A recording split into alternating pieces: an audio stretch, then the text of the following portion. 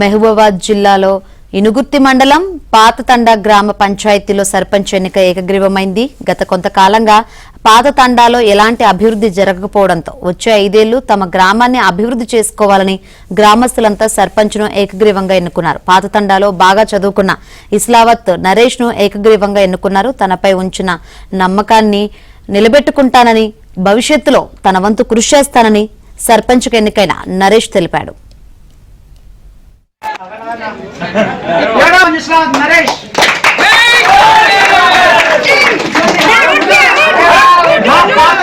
గ్రామ panchayat sarpanch dynamic hero ఇస్లాం నరేష్.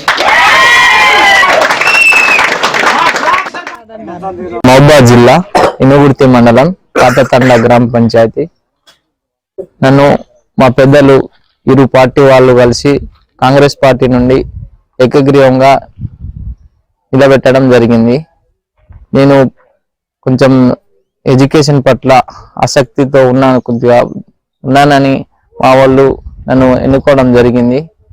ప్రతి ఒక్క పేదవాడికి, ప్రతి ఇంటికి నేను సంక్షేమ పథకాలను ప్రతి గడపకు చేర్తానని నేను హామీ ఇచ్చాను.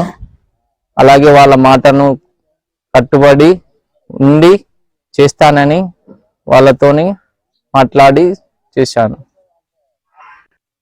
మా పాతతండను అన్ని రంగాల నుండి అభివృద్ధి చేస్తాను. మా గ్రామస్తులు నా మీద పెట్టుకున్న నమ్మకాన్ని అమ్ము చేయకుండా కాపాడుతానని నేను మనవి చేస్తున్నాను.